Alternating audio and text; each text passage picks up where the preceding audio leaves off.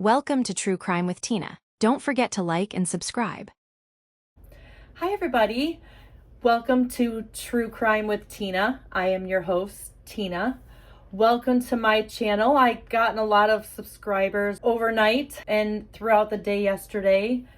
Thank you so much to Dreading for mentioning my channel on your channel. I am actually working to get that audio a little better. I was given a couple of suggestions to try to get that interrogation better, because it's really difficult to hear it. But I really appreciate, welcome to all of my new subscribers. I'm excited to have you guys here. I do want to say a couple of things. When I was watching his video, I was really hoping he was going to show the bed bugs. I'm going to show them right here.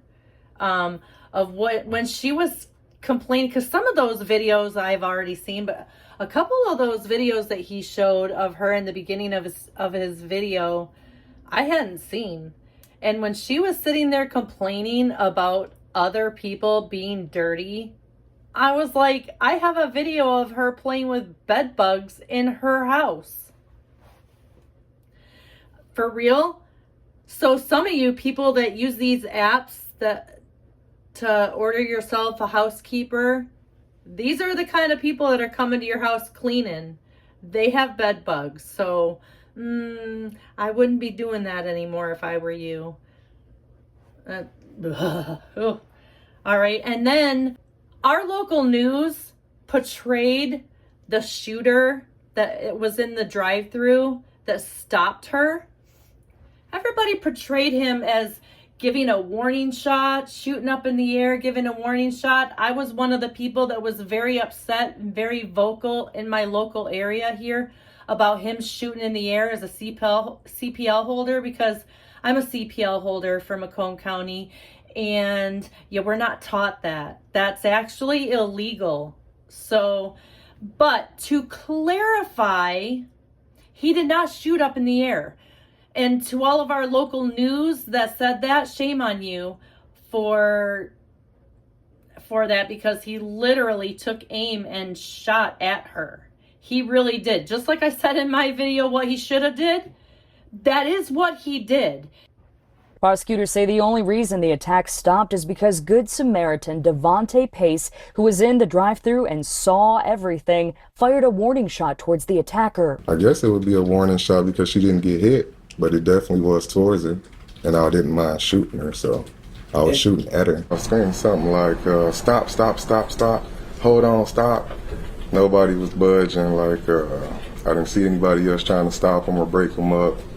I produced my firearm off my hip, pointed it at her. Once the commotion like kind of calmed down, everybody stopped running.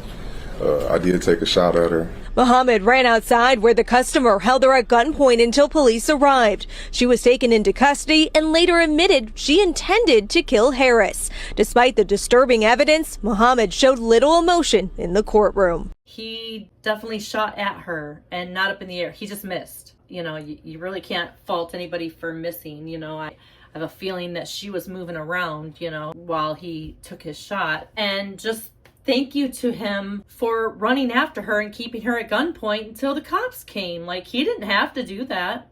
It's not in his requirement to do that. But thank God he did and didn't let her get away. Today is December 1st. Tomorrow is her next court appointment, or her next court date. And now it's moved from East Point, all of her little bullcrap court dates, you know, the one to see if she was competent to stand trial, which she is, and then to see if the judge, you know, if there was enough evidence to go to trial. There was, and they are, and that starts tomorrow, right up the road from me. You know, I have had a lot of comments asking if I was going to go. I don't know. And especially now, it's closed to the public. Now, Jennifer Harris's daughter, her 17-year-old daughter, Heated moments in and out of the courtroom Friday after a relative of the victim was arrested after trying to bring a knife into the courtroom. It came after graphic video of the attack was played out in court. I seen the hand in the air with the knife, and I'm like, maybe I better go up there and see what is going on. When I got up there, the only thing I could see and notice was Jen laying on the floor in a big pool of blood asking for help. Afeni Muhammad is accused of stabbing and killing her manager, Jennifer Harris, at an East Point McDonald's back in July after an argument. New video shows Muhammad entering through the back door wearing a mask while walking past the delivery driver. I saw them walk inside, and then within seconds I heard employees saying she's stabbing her. A customer at the drive-thru window also heard the commotion. Chaos inside an East Point courtroom as the suspect in July's deadly McDonald's stabbing faced a judge. The victim's daughter tackled by police after leaving the courtroom and allegedly returning with a knife. But the hearing continued with prosecutors revealing how and why Afeni Muhammad allegedly stabbed her manager to death.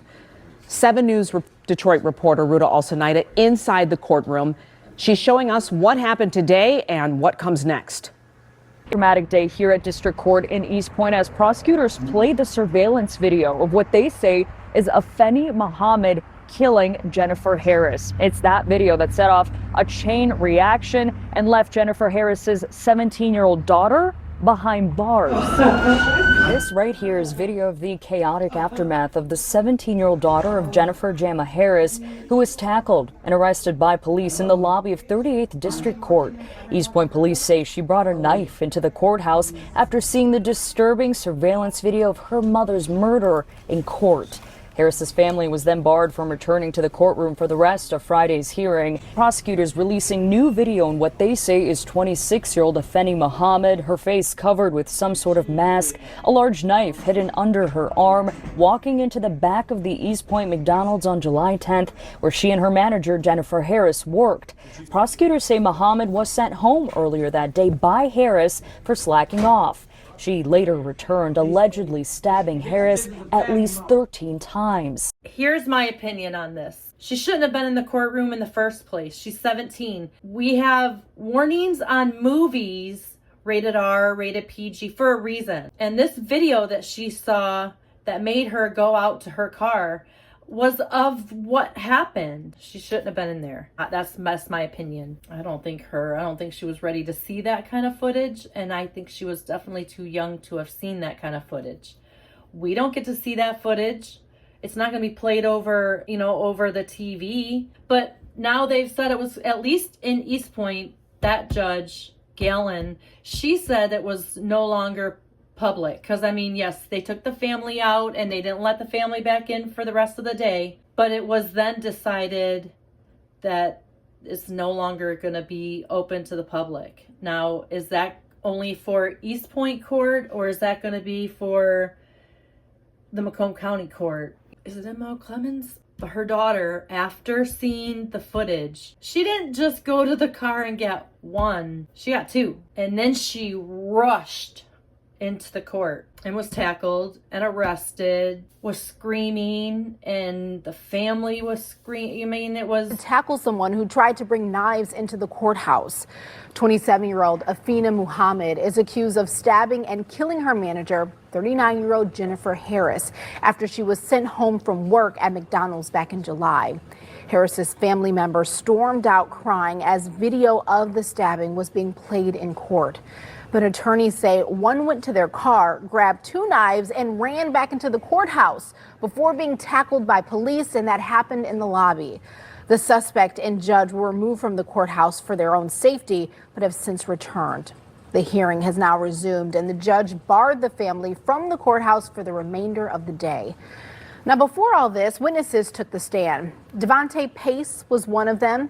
He says he saw the attack from his car in the drive-thru and then held the suspect until police arrived. I did take a shot at her. She froze up a little bit, which stopped the attack. And then I guess she maybe something clicked, told her to run or something like that. I'm not sure what happened. I seen a bunch of commotion, a bunch of people running around. At first I thought maybe they was getting robbed or something like that, because I was on the phone, and I seen maybe 2 people fighting. There was one person had a mask on, and it was an employee. And then I seen a knife being produced, and I seen her start stabbing her towards like the neck area. Prosecution also presented surveillance video that shows a woman in a mask entering through the back of the store. A delivery driver said in court today that she told him that she worked there. This hearing will determine whether or not the case goes to trial. As for Harris's daughter, who is accused of bringing that knife to court, prosecutors are considering charges for her actions in court. In East Point, I'm Rudolph Sinaida, 7 News Detroit. It's a terrible situation. It is terrible. She should never even have been able to have left Virginia. She should have never been able to walk free. She already did this, only I don't believe 2 years ago I don't think that person passed away. I think they lived. So but she has no remorse. She said, quote unquote, she feels better. I feel better about what she did. It's crazy. So tomorrow is the next court. I have to figure out, maybe I'll call the courthouse and see if it's going to be open to the public, because I have a broken foot. I have a broken right foot, so I'm not even allowed to drive. So it is in walking distance, but I'm not going to walk. So I would have to take an Uber or find somebody to take me. I don't really know what's going to happen there. I would really love to go tomorrow and see what's going to happen. But if not, I'm going to have to figure out how to FOIA request all this stuff, which is literally down the street. So I'm going to have to get there and do this in person, because I've tried to do it online and I'm just not saying the right words and I'm not getting what I need to get. So there's actual words and stuff you got to use. I don't know how to request a FOIA request, so I'm gonna have to learn how to do that. If you have any advice for me, this is all new to me. Usually I'm just saying my opinions and stuff, but I need to be actually factual and stuff with what I'm saying. I'm gonna clarify, because our local news tend to be fake news. All right, well, you guys, thank you for finding me. Welcome to everybody that's still watching and have recently subscribed. And let's make this the best community ever, because I really need people to talk to about this stuff. I have nobody in my life that wants to talk about true crime. They usually are pretty rude and tell me to shut up about it. So I can't wait to start talking to some of you guys. All right, have a wonderful day, and I will see you on my next video. Bye.